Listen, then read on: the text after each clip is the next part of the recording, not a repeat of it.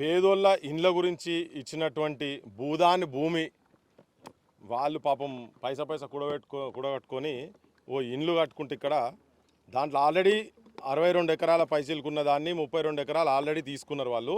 ఏది ఉన్నోళ్ళు ఎవరంటే ఇక్కడ ఉన్నటువంటి తుమ్మల నాగేశ్వరరావు కావచ్చు, పొంగులేటి కావచ్చు, ఇంతకుముందు ఉన్నటువంటి పువ్వాడ అజయ్ కావచ్చు, అందరూ ఒకటేనట. వీళ్ళంతా గ్యాంగ్ అంతా ఒకటే. గవర్నమెంట్ ఉన్నప్పుడు ఒక పర్సెంటేజ్ ఉంటుంది, ఆపోజిషన్ ఉన్నప్పుడు ఒక పర్సెంటేజ్ ఉంటుంది. ఇప్పుడు వీళ్ళందరూ కట్టుకున్న తర్వాత వీడు కలెక్టర్ ఆఫీస్కి వచ్చే కన్నా ముందే వీళ్ళ ఇండ్లు ఇక్కడ వీళ్ళకి భూములు వచ్చినాయి, ఇచ్చిండ్రు. ఆంధ్రప్రదేశ్ భూదాన్ ట్రస్ట్కి వెళ్ళి వీళ్ళకి మొత్తం ఆ భూములు వచ్చినాయి 100 గజాలు అని చెప్పని కాగితాలు కూడా చూపించినాం ఇంతకుముందే. దాని తర్వాత ఇక్కడ కలెక్టర్ ఆఫీస్ రాగానే వీళ్ళకు కళ్ళు దీని మీద పడ్డాయి, ఈ భూమి మీద పడ్డది.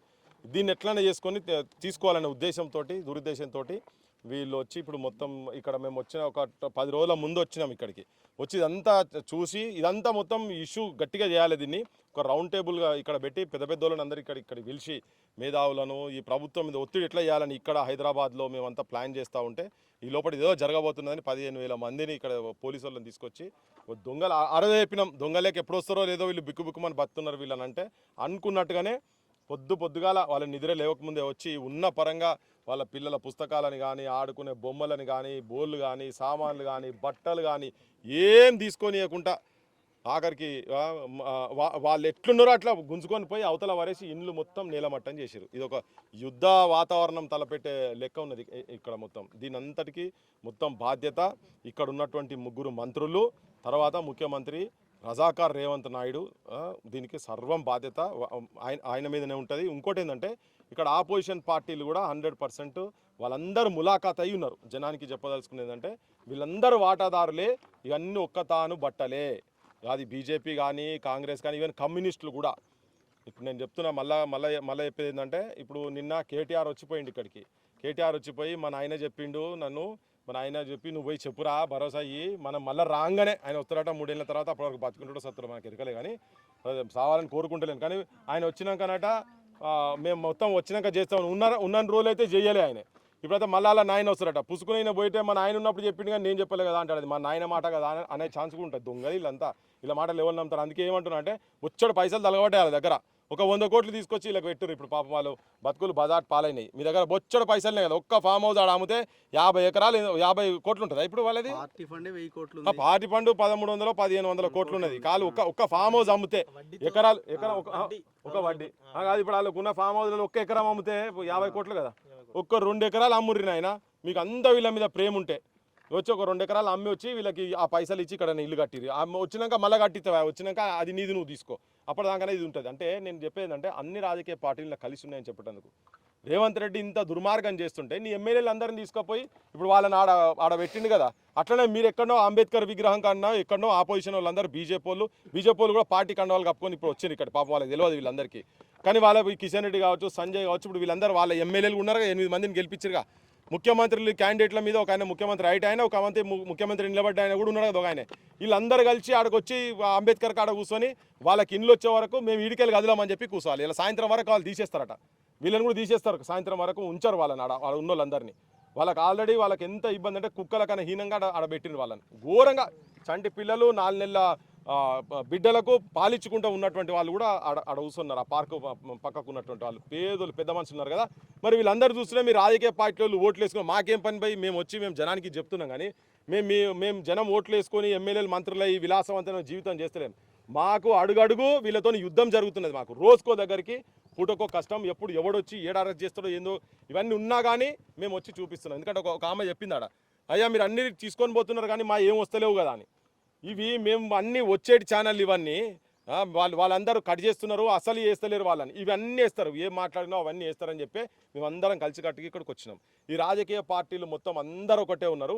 వాళ్ళ బాధ్యత ఏంటంటే వాళ్ళు ఆడ పోయి ఇమ్మీడియట్గా అంబేద్కర్ సాక్షి దగ్గర, ఇక్కడ అంబేద్కర్ కాబట్టి ఇక్కడ ధర్నాలు చేయండి.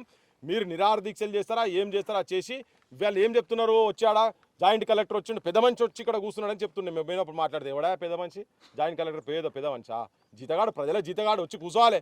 ప్రజల బాధతో ఇల్లు పోయిన బాధలతో వాళ్ళు వచ్చి మాట్లాడుతున్నారు. మాకు రాలే అని చెప్పని మాట్లాడుతున్నారు. ఈయన ఓపిక నీకు ఉండాలి, సోయి ఉండాలి నీకు. నువ్వు జీతగాని నువ్వు జీతం తీసుకుంటున్నావు. పెద్ద మనిషి వస్తే మీరు మాట్లాడుతారు కయ్య అంటే మరి అడిగేటోడు అడుగుతారు కదా, మీకు ఓపిక ఉండాలి. సో అవన్నీ ఇప్పుడు రాసుకొని పోయేటి అన్నీ ఉట్టియే. వీళ్ళందరికీ ఇండ్లు ఇచ్చే వరకు ఆపోజిషన్ వాళ్ళ బాధ్యత ఏంటంటే నువ్వు ముఖ్యమంత్రి ఇల్లు ముట్టడి చేస్తారా మీరు? లేకపోతే ఇప్పుడు ఆల్రెడీ కమ్యూనిస్ట్ అయినా కలిసినాడు కదా, మీరు మా సపోర్ట్ దీనికి గవర్నమెంట్కి లేదని చెప్పని అంటారా? 4 రోజులు టైం ఇచ్చి ఇగో నేను రాజీనామా చేస్తున్నా, ఈ జనాలు ఇట్లా రోడ్డు మీదకి వచ్చారు కాబట్టి వీళ్ళు వస్తున్నారు, మీరు ప్రజాప్రభుత్వం అన్నారు కానీ మీరు చేస్తున్నది పేద ప్రజల బతుకుల మీద మన్ను పోసేటువంటి వాళ్ళు బతుకుండంగా బొందబెట్టేటువంటి పాలన చేస్తున్నారని రాజీనామా చేయాలి. కూనమే సాంబశివరావు అంటే రాజీనామా చేయాలి. ఇంకా మిగతా ఉన్నారుగా, ఎమ్మెల్సీ ఉన్నాడు, ఆయన కూడా తీసి అవతల పడాలి. వాళ్ళకి ఇల్లు ఇచ్చేదాకా నువ్వు ఎన్ని రోజులు ఇస్తావు, 2 నెలలు ఇస్తావు, అప్పటిదాకా నా రాజీనామాను దగ్గర పెట్టుకో, నువ్వు ఆమోదించకు, నా దగ్గర పెట్టుకో, కానీ ఆ 2 నెలల లోపల ఇచ్చిన తర్వాతనే అది జరగాలి. నేను అసెంబ్లీకి వస్తాను, నీకు రాను, ఎమ్మెల్సీకి కౌన్సిల్కి వస్తా అని చెప్పండి కమ్యూనిస్టులు, ఎందుకంటే ఇది ఖమ్మం కాబట్టి ఖమ్మం గురించి చెప్తున్నాను నేను. ఒకవేళ మీ బీఆర్ఎస్ వాళ్ళు ఉన్నారు కదా, బీఆర్ఎస్ వాళ్ళు మీరు కూడా అదే పని చేయండి, మీరు కూడా రాజీనామాలు లెటర్లు తీసుకుపోయి మూకుమ్మడి తీసుకుపోయి ఆడ పెట్టండి, పెట్టి వీళ్ళకి ఇల్లు ఇచ్చే వరకు ఆడ పాపను కాలుతో తన్ని చంపినటువంటి దుర్మార్గుని మీద కేసు అయినంత వరకు ఆ సర్పంచ్ వాడు మొత్తం ఆ సర్పంచ్ గిరి పోయేటట్టుగా రిమూవల్ ఫ్రమ్ ద పోస్ట్ అని చెప్పని అయ్యే వరకు మీరు ఇటువంటి కొన్ని డిమాండ్స్ పెట్టి మీరు ఆ పని చేయండి. మీకు చిత్తశుద్ధి ఉంటే మీరు ఇక్కడికి వచ్చి ఫోటోలు దిగి 4-5 ఛానల్లో మాట్లాడి పరామర్శించినా నేను ఆదుకుంటా అన్నా, మా అయ్య చెప్పిండు, ఇవన్నీ ముచ్చట్లు చెప్పొద్దు, ఇవన్నీ కథలు చెప్పొద్దు. ఈ జెండాలు గిండాలని పక్కకు పడేసి మీరు చేయాల్సిన పనులు మీరు చేయండి. ముఖ్యమంత్రి కూడా చెప్పేది ఏంటంటే, నువ్వు ఇటువంటి ఎన్ని చేస్తున్నావో ప్రతిదీ నీ ఖాతాలో పడుతున్నది, నువ్వు కాలిపోతావు, కూలిపోతావు, నీ ప్రభుత్వం ఉండేది కాదు. నేను చెప్తాం కదా, మేము పోతవురో రామన్న పేదోళ్ళ ఉసురు తలిగి అంటే పోతవురో రేవంతు పేదోళ్ళ ఉసురు తలిగి, మా బిడ్డల ఉసురు తలిగి, పసి గుడ్డుల ఉసురు తలిగి అని అన్నాం కదా. మేము మళ్ళా పోతివిరో రేవంతు అని కూడా వాడుకుంటాం. చూడు, నువ్వు నీ కళ్ళ ముంగటే జరగబోతుంది. పేదోళ్ళ ఉసురు తరిగి, కన్న బిడ్డల ఉసురు తరిగి, పసి పిల్లల ఉసురు తలిగి, పోతివిరో రేవంతు అని మేము వాడుకుంటాము. ఆ కాలం రాకుండా చేయాలంటే నువ్వు ఎట్లా ఇప్పటికన్నా సోయికి రాండి, మీరు ఇప్పటికన్నా కానీ వాళ్ళ దగ్గరికి మంత్రులు పోండ్రి, కూర్చోండ్రి, వాళ్ళ దగ్గర కూర్చోండ్రి. మేము మీకు ఇల్లు కట్టించే వరకు మీ ఇళ్ళలో పెట్టుకుంటారా, మీ ఫామ్ హౌస్లలో పెట్టుకుంటారా, ఏడ పెట్టుకుంటారో వాళ్ళకి ఏమవుతుందంటే కనీసం రేపు పొద్దుగా లేచి ఏం చేయాలి అర్థమవుతలేదు వాళ్ళకు. మా బతుకులు ఏంటి అని ఏడుండాలి అసలు. వాళ్ళు బజార్ పాలు చేసి పడేసారు కదా, ఊర్లలో అరకొర ఉన్నోళ్ళు కూడా అమ్ముకొని వచ్చి ఇక్కడ కట్టుకున్నారు కదా, అప్పుల పాలైనరు, అప్పులోళ్ళు ఫోన్ చేస్తున్నారు ఏం సంగతి అని. పొద్దుగాలు లేస్తే రెక్కాడితే డొక్కాడనటువంటి వాళ్ళంతా చిన్న పనులు చేసుకుంటారు కదా, అంత కిలోమీటర్ పోయి చదువులు చదువుకునే పిల్లలు, చదువులు నాశనం అయిపోయినాయి. ఆ పుస్తకాలు చూస్తున్నాం కదా, జనం కూడా వాళ్ళ పైసలు తీసుకొని మంచిగా ఓట్లు వేస్తే మీకు ఇదే శిక్ష అవుతుంది. లంగల దొంగలకు, కాంట్రాక్టర్లకు, దోపిడిదారులకు, మాఫియా నా కొడుకులకు ఓట్లు వేస్తే ఇలా అసెంబ్లీ అందరూ వాళ్ళే ఉన్నారు. ఎవరు ప్రజలకు సపోర్ట్ ఎవరైనా ఎమ్మెల్యేలు వచ్చారా ఇడికి? ఏ పార్టీ ఆడని వచ్చిందా? ఎవరు రాడు. ఎందుకంటే మీరు దొంగల కేసు. వాళ్ళు కూడా ఏమనుకుంటారు, ప్రజలే ఉన్నారా భయ్, కుక్కకు పొక్కేసినట్టు 500 బదులు 1000 ఎత్తి అయిపోయాక అంతే. ఏమున్నది, ఒక సీసా అనేది 2 సీసాలు పంపుతాం అంతే, అది కూడా దొంగ వాళ్ళు వాడు పంపేది. ఇవన్నీ చేస్తున్నారు కాబట్టి జనం ఇట్లా ఓట్లేస్తే ఇటువంటి పరిస్థితులే పేదలకు ఇలా వీళ్ళకైంది, రేపు మీకైతుంది. ఏదో ఒక రూపంలో ఇవన్నీ జరుగుతున్నాయి. చదువులు అయితే ఇస్తలేరు, ఆరోగ్యం గట పానం మంచిగా లేక హాస్పిటల్ తీసుకుపోయి చూపించలేని దుస్థితిలో పానం కూడా ఓడగొట్టుకున్నారు.